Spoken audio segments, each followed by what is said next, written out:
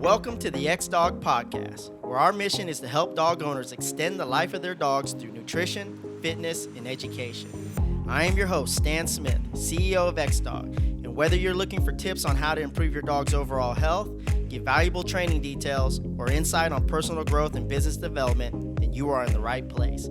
So march with us as we go heads up against your dog's number one enemy, canine obesity, and let's win this battle together.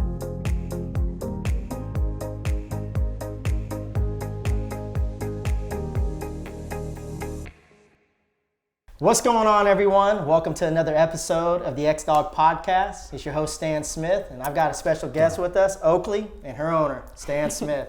Of course, we got Sabrina Bammer over here, and today I'm really excited because, man, I've been waiting for this episode to happen for a long time. So let's get into the meat and potatoes, dude. So what got you into dogs, and when did you start?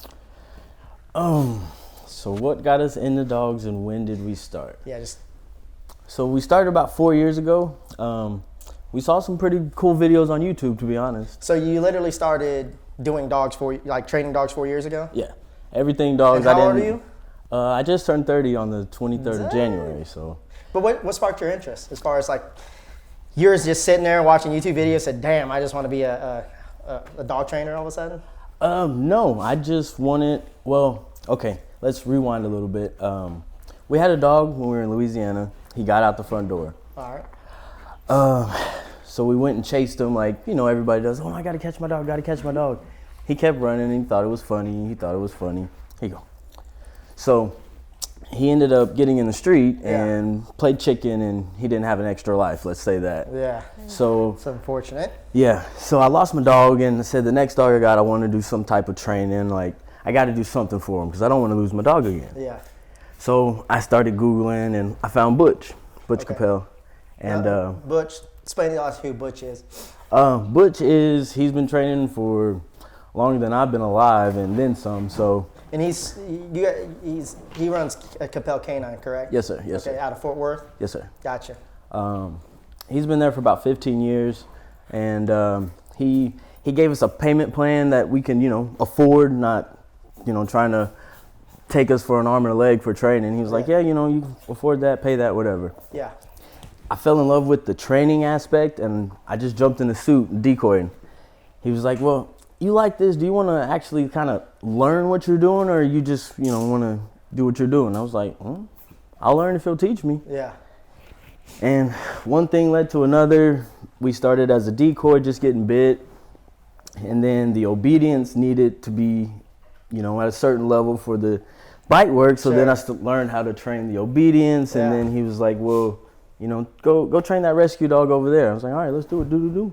Went through there. He was like, all right, well, I got a customer's dog. Do you want to train it? I said, yeah. He said, I'll give you, $100. So I bet. Train the dog, and 4 years later, we're on America's Top Dog. Yeah, so let's talk about America's Top Dog. You competed with your dog, Rocco, correct? Yes. Let's talk about how you even came about even getting Rocco, and then we'll get into the other part of how you even got on America's Top Dog. Well, I had some dogs I got off of Craigslist for like really cheap, and they were just, terrible. But I was walking them in the neighborhood, and I saw this guy, and I was like, hey, man, I seen you walking your dog. He's pretty cool, da-da-da. He said, I got one puppy left. You want to look at him? I'm like, last puppy, he's probably not going to be nothing. But I was like, yeah, let's look at him. And he brought out this little dog. He was like 8 weeks old. He looked like a little teddy bear. And he was like, yeah, you can get him, just, $150. So, my dad wants me to get rid of him, so, whatever. I said, bet. And I was like, all right, I get paid Friday. I'm going to come back and pick him up. He said, you live around the corner, so, you can just take him now. Get this little motherfucker off my hands. Pretty much. I brought him home, and I had 2 adult dogs, and I just let him down, and he just walked around like he owned the place, from first day he got there. So it was like, there's something about this. And I had no idea anything about dogs at this point. I just liked how he looked, and he just was cocky. So, he had a little swag about him. For 2 years, we just kind of hung out. He was always with me. He never cared what I looked like. If my hair was nappy, if I smelled bad, he always wanted to be with me. So it was like, we just had that bond. And 2 years, he was a 2-year-old when we started training, and then So you waited to start training him when he turned 2? So you didn't do anything with him the first 2 years? No. All right, so, okay. So you got this amazing story of this dog who was the last pick of the litter. Mm-hmm. You pretty much got him for free, Mm-hmm. right? Because guys was like trying to get rid of the litter. You didn't start training until he's 2. How did you even go about getting an application to even get on America's Top Dog? Like, how did that process even start? This story's crazy to me. Well, that's a good question there. Did you call them? They contact you? Did you have a link, a connection? Like, if somebody wanted to get on America's Top Dog, like, how's that process go? So we got tagged in a post on Facebook, and it was like, hey, we're contest, put in an application. All right, let's try it. So we put in an application and forgot about it, to be honest. Yeah.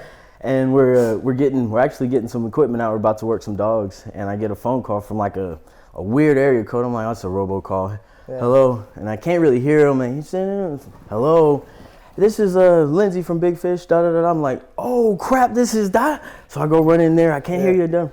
And then had some interviews, did some Skype stuff, and they just liked us. Like, how many interviews did you end up going through? Was it one? Like, explain the process. So they call you up, you get the interview. What's the next step? Like, how'd the interview go? Is it just basically over the phone, or do you have to submit a video, or how's the actual process? So I want to say there was 2 phone interviews that we did first, and then we had 2 Skype interviews. Yeah. So, and the Skype interviews were probably about an hour and 15 minutes. They just asked a bunch of questions. And what episode were you on? Episode 3. No, 2. January 15th. Episode 2. All right. So as we're walking through this whole process, right? You know it's time to go on this show, correct? Mm-hmm. You weren't planning this. Well, in a way, you planted a seed. You were not planning this. You didn't plan on owning Rocco. You happened to own Rocco. So none of this was planned. Next thing you know, you're standing in front of this audience, in front of millions of people on TV. How was your, were you ready to embrace the moment? Were you nervous? Well, or was it just something like, man, I'm completely out of my comfort zone? Or, you know what I mean? Because here's the thing, man. I had talked earlier a little bit on Instagram about embracing, the process versus the product, and it seems like none of this stuff that you had planned ended up being some of the biggest moments of your, I guess, canine training career. Life. Yeah. And it kind of goes back to when we first started training. It was just like a bond in a relationship. Like, I grew up playing sports all the time, so I missed that after I got hurt, tore my knee, didn't have that same thing. And like with the dogs, you had it, they're your team, they're your partner. They can go out and do things that you can't even think about doing. So it was like, it was that aspect of it. And then with Butch, like breaking down the psychology of why dogs do what they do. And Rocco he just does things. Like, I'm like, hey, go over there. He's like, okay, let's do it too. And he just started to do things. So when we were standing on that podium, all the obstacles, I was like, if I'm there with him, he'll give his best shot, Yeah. So we were nervous. We didn't want to look bad. We were worried that, at that time, we've only been training for about 3 years. So these people have 5 times the experience. This is their 8th dog and all this stuff. And we were out here with basically a backyard bred pity with, a young black underdog. dude in cowboy boots. So there was, and then there wasn't. When the lights were on, it was like, well, now let's just do what we do, and it's just go time. So, Jamil, he was there with us, and I was like, man, I'm kind of nervous. He said, go out there and have a bad day. You're still good. Yeah. It's like, all right. And then Dan Rhodes and Don, the officers on our episode, they were real cool. They were like, man, I seen your dog on Instagram already before you got here. So it was like, okay, so we kind of in the same, level platform. Y'all know who we are. So there were just a lot of little things that all lined up to be. Mm-hmm. So what did you take out of that experience? And are you going to go on any future episodes, or where does it go from here? Because it seems like you've been going on this tour of just building your brand now, because people know you as I Am Stan, and where are you going? Where are you taking this? I mean, what's your game plan? Like you said, we just kind of just embrace the process. So we're just trying to get better every day, keep helping people reach their goals now. Because, I mean, that's what it's about. You reach one, you can teach one. Like you were saying, you get one, turn to two, two to four, and that's just what it's about, building the brand. So if we're invited back, you know, fingers crossed, yeah, we want to go on season 2, you know. Yeah. I got a Western Shepherd here that could probably do some damage on that, and we know a little bit more about nose work now, so. Yeah. Now, you know, you get her Oakley, right? Let's talk about her. How did you get her? Well, Butch has a Western Shepherd project. He's, you know, done some breeding and specifics. We can get into that on another, you know, episode. We could let him come on and talk about that. He has all the details. But she was actually, she's a Black Bart daughter. Okay. And we sold her to a family. And, you know, I knew the guy, worked with him at a hospital, and I just liked her from when she was a puppy. You know, she wasn't the, you know, the pick of the litter. She wasn't the biggest. She was actually the smallest. But there was just something about her. I liked her. I was like, hey, you know, y'all just want a house dog. You know, she'll be a good dog for y'all. For some reason, you know, it just didn't work out, so they brought the pup back. And I was like, man, I like this dog. So I was like, hey, Butch, I need a Western Shepherd. You know, I'm for the mission. I want to build the brand too. So he was like, yeah, you know, all right, we'll figure something out. Boom. I got her, and she's just been amazing. She just does anything. She's confident. She doesn't care about nothing. And now, you know, you've worked with different breeds as well. Did you find the process of, I guess, from training Rocco and training her, is it too different? Like, is it much easier training her to do the tasks that you want to do, or with each one, which one did you find easier or more difficult, or, you know, what was more challenging? So Rocco just does things, so he's just easier because he's more willing to just try. Yeah. She's like more analytical. She's like, well, why am I doing that? Like, so you kind of gotta really, I guess train her to do things versus Rocco just kind of does them. Does it make him better than her? No, because eventually they get to the same goal. It just takes, you know, different paths. So it's kind of the same. They have the pros and the cons. Like Rocco's more outgoing, spontaneous. She's more, what's going on? Okay, you're cool. I have a question. Yes. What's the difference between a Western Shepherd and a German Shepherd? Just structure, and one of the main things is they don't shed. So, like a traditional German Shepherd, you'll have hair flying around. I need one of those. Here. You know, that's what I was thinking, because I was like, man, that's one of the big reasons why I never really owned a Shepherd, because I was like, man, the hair. Yeah. The hair is like crazy. That's crazy. That's awesome. So Western Shepherd doesn't shed. And I'm not gonna say they don't shed, but they're a low to no shed. Like she probably sheds 3 times a year, and twice when she's going in heat.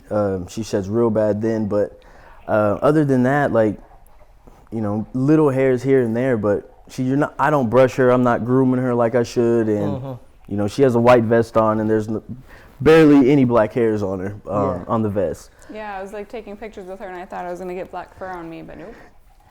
So that goes back to why he, you know, started the Western Shepherd. The German Shepherd was for the German lifestyle. They were out in the fields, and they didn't care about the hair. So the Western Shepherd is like the shepherd here from, I guess, the U.S. And yes. It's his own program that he's, I guess, you know, selective breeding. Yes. Wow. Yeah, it took him 10 years to get her dad, and I think we've had like 5 or 6 litters since then. So he's been doing it for about 12, 15 years, and he's just now getting to the point where he's getting everything he wants in these dogs. So it's a fun process, and he took, you know, he can put all the numbers and the breeds he put together. But is there any kickback from that? From, you know, because you know when people start to almost kind of like a designer breed, there's some kickback to it. And does he get a lot of that, or how's that? Yeah, I mean, he does, of course. Well, it's just the mud, or it's this, or da-da-da, you're just doing this. And it's like, okay, I mean, if you believe that, okay, you can believe that. But, I mean, if you want to really sit down, we can talk about this. And it's not just, I'm not just pulling stuff out of my, like you had a process. You started with this, and then you went to this, and then went to this. And you can break it down to everybody. And he can do that same thing. So, and then the proof's in the pudding, because now they're reproducing themselves. So if it was just 2 dogs getting together, it'd be something. Yeah, because he's probably looking for some specific genetic traits, right, out of the dog. And it is the process. And that's the whole thing. I always tell people, man, like, you have to embrace the process and the journey, because once you reach a goal and you hit that goal, what are you going to do? Stop? Exactly. You know, you're always going to want to take it to the next level. And, you know, even with the team here, like with Gomi and AZ and Steven and Patrick and Logan and Sabrina, and just we sit back, and every time we continuously build and streamline XDOG, it's like we hit this another wall or another problem or another challenge, and we look at it now and we go, okay, this is an opportunity to get better. And we actually like it because we actually embrace it, because we know that if anybody else is coming behind us, they're going to have to face those challenges, and if they don't have the team to do it, they'll never be able to achieve what we're doing. Yep. So I know you have a few other questions, right? Yeah, so earlier when you were talking about Rocco and that you didn't teach him anything until he was 2, what was the first thing you taught him? I think to bite, to be truthfully honest. I mean, we did things like he would go out and I'd had him jumping through windows of cars and getting stuff out of trees, but it was just because he could. Like, I didn't know what I was doing. It wasn't like, okay, I'm going to teach you how to do this. It was like, hey, I think it'd be cool if you could do this. And he was like, all right, this is cool. Let's go do it. So, I mean, he knew things, but it wasn't like a formal, like, do this now. It was like, you know, a lifestyle. It was like a relationship, kind of like this. He'd be with us, you know, we'd be at my barber's, and I'd have him with me, and while I'm getting my hair cut, he's just sitting there. Yeah. So we did things, but I didn't know what I was doing. So it's not like I was like, hey, this is the book to, you know, it was roll the dice. And then I got a dog at home I did the exact same things with, and he's terrible. So, I mean, You're talking about Jax? Yes. He's just a house dog, sleeps on the couch, and he's good at the house. So with her then, did you start her training sooner? Yes, she was doing a whole obedience routine at 8-10 weeks old. So, sweet. But I've been training for 2 years at that time, so I kind of knew what I was doing, and it was, you know, just second nature. Now, is there a certain sport that you guys compete in? Is like over there with the Capel Canine, or what type of training would you guys consider you got? He does Canine Pro Sports. Pro Sports. We actually have a competition coming up March 28th and April 30th. Where's it at? At Capel Canine. Okay. 4901 FM 1187, Burleson, Texas 76028. We got to be a part of that. Like, I'd love to like come out there and you know meet Butch himself, and then actually see what we can do to help, you know, grow your guys' sport. Yes, sir. That'd be awesome. The Danes are actually going to be there, the Danish military guys. Oh, really? So you get to meet them too, and yeah, that'll be good. We'll link up for sure. What was the question? So I asked if you had started her training earlier, and you said yes. Yes. I was thinking about, you know how you said that Rocco kind of just does it, where she has to think it through. I feel it's also sometimes like with breeds, right? Different breeds, like a Mal doesn't think at all and has like no regard for their own safety and just goes for it. Whereas like my Dobie, like he has to really like think about it before he does something. Yes. So I definitely see what you're talking about there. And then gender as well. You know, females always think more. And, you know, males are like, oh, I'm going to go over there and pee, you know. So it's kind of, it goes hand in hand. And, like, females, I think, are just easier because they're more willing to please their handlers. You know, they go through heat and they have their, you know, issues, or not issues, but they have their periods where they can't really work. And then that's the only downside to owning a female, I believe. But even then, you know, you can put a diaper on her and she can still go to work because now her hormones are in her, so she's really going to be if you need her to go. So so does she do bite work as well? Yes. Awesome.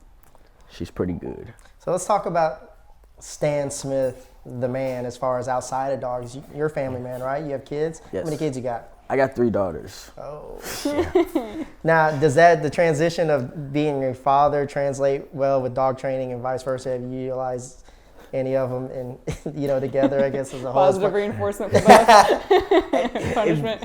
It's jokingly, but yes, I actually feel like I'm a better dad now that I'm a better dog trainer. It's weird saying it out loud, but there's just simple techniques that you take toward the dogs that you're still doing the same thing with kids because they can't communicate clearly.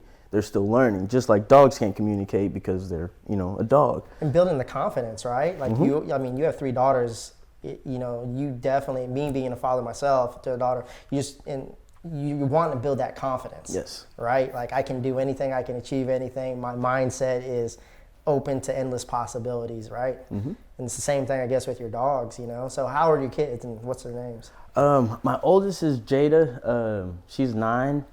My middle child is Journey, and she will be 3 at the end of March. And then my youngest will be 2 on 9/11. Yeah. So by the time your 2-year-old turns 16, you should be well versed in training and raising teenage daughters. Yeah. Yeah.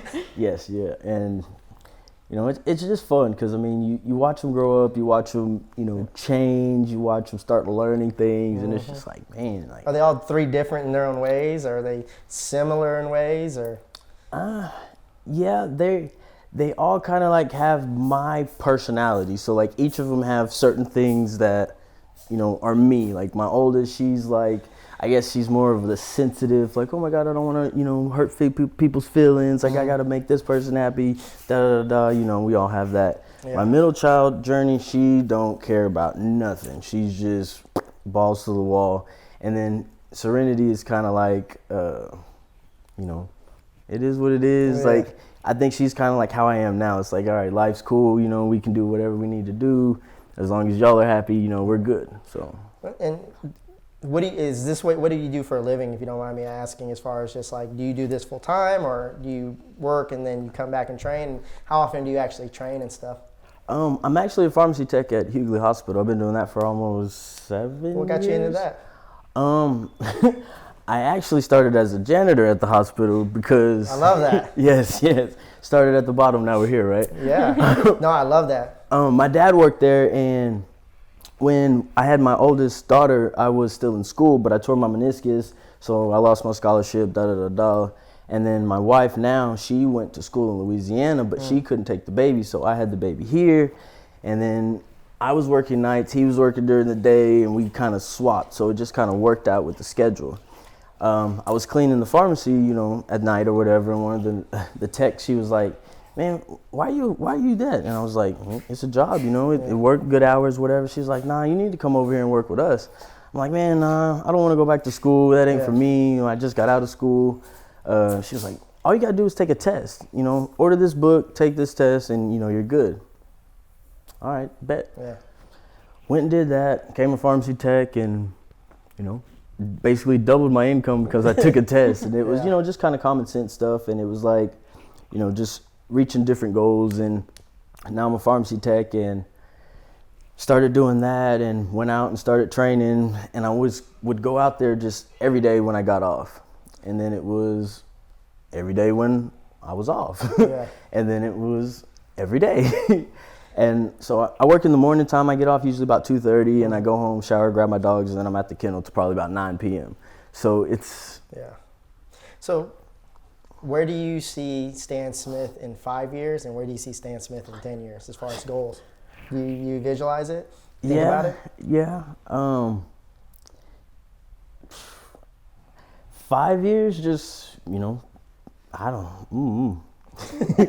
I mean, it's like, it's hard to put it in words because it's like, I know where I want to go, but then it's like, once you, like you were saying, if you put a specific limit on something, when you get that, it's like, okay, what do you do next? Like, I mean, I don't know, you've probably seen some of my posts. I put there is no finish line because, I mean, I don't know where I'm going to finish. Like, I just kind of want to, if I can inspire people to be better, if I can inspire, like, you know, generations of people to, like, there's not a lot of black dog trainers, you know, so it's like, you know, if I could open the door for that, you know, if we see more of that, if we see more people just doing stuff that they want to do, if I can inspire people, I guess that in 5 years, you know, I'll be happy. So, well, let's say outside of Butch, I know you look up to him and admire him. Who are some other trainers that you know, you look up to as far as like you follow them online, or maybe you don't even know them, or maybe you do know them that you're like, man, I really look up to him, or I aspire to be similar when it comes to their training?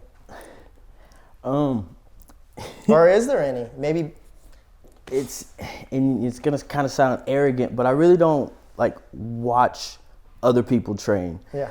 Because like you're gonna be influenced by what somebody else is doing, and it's like I wanted to find my own way. I wanted to find my own swag with this. So it's like I see other people's videos, and I'm oh man, that's a cool dog, you know.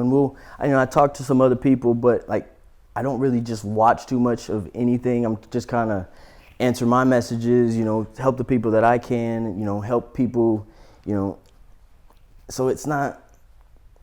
Do you get any like drama or kickback? Because, you know, the dog world is crazy, right? Mm-hmm. Like, what I've learned, it doesn't matter what breed it is, what community it is very political. Yeah. You know, do you have other trainers like you're not qualified. You've only been doing this for 4 years. What do you know about training? Because here's the deal. A lot of trainers right now, man, they're great trainers, but they have no online presence. And then you have we have certain people that we work with that have a massive presence that have only been in the game a couple years, like, Canine Performance. Their presence is awesome. You met Matt. He's very good at shooting film, and his girlfriend is Natalie is they're working with a lot of big people. Yeah. And then sometimes you get kickback as found like you haven't paid your dues yet. Do you get that at all? I mean, honestly, not really. I mean, at least not to my face. There's probably people that say it, and it's you hear stuff indirectly. People make certain comments, but it's like if you're going around the bush, I mean, hey, I don't really care because the proof's in the pudding. Because I mean, and I don't go around bragging about what I can do. It's just we go out there and have fun. We go and do what we do and let other people talk about it. So yeah, I'm not saying I'm the best, greatest trainer out there and I know everything, because I don't. I'm still new in the game. I'm just getting my feet wet. But I've seen a lot. Butch works with a variety of dogs, so we're not just working a mount. We're not just working a pit. We're not just working, purebred this or purebred that. We got dogs that shouldn't bite. We got Mastiffs, Great Danes. So it's like you see a whole lot of different stuff. You get a lot of stuff that you can put on your tool belt, and it's like when you know something, you kind of know it, and it's like, just because you've been doing something for 15 years don't mean you've been doing it right. So I can attest for that. Do you have any other questions? Not that I can think of right now. So if people are looking for Stan Smith, the dog trainer, where can they find you? Social media? You guys have a website? Is there ways to contact you? Or what's the best way to contact you? Instagram, I am Stan90. YouTube, Stan the dog trainer. YouTube, Capel K9. Facebook, Stan Smith. I got 2 eyes, like. Hey. Where else? Where else are we at? I think that's everywhere. But Instagram, I'm on there quite regularly. Send me a message if you have a question. If you need help with this, we'll give our input. If we don't know, we got a man who has encyclopedias in his head. So now, here's the deal. One last thing before we call it a show. What is one thing, if somebody's inspiring to be a dog trainer, it was in your shoes, let's say 3 years ago when you first started, what's one advice that you would give them as a tip to say, look, I made this mistake, this is what I wouldn't have done, that would help them grow? Take your time. Don't get in a rush. And definitely do not compare your dog to somebody else's dog, because they're serving 2 completely different purposes. Make the dog that you want for your lifestyle, like plain and simple. Well, guys, thank you again. Man, we appreciate your support. We want to bring a lot of amazing trainers like Stan Smith on our episode. So, man, we ask that you do us a solid. We want to bring you so much value, and our whole goal is to just educate the community on dog ownership. And if you could give us a like, a share, leave us a positive comment, leave us some questions. We would greatly appreciate it. Like I said, we all do this for free. We invest our own time into this, and we could definitely use your help. So thank you again, and man, stay tuned for the next episode. And as always, Team XDOG strong. Yes, sir.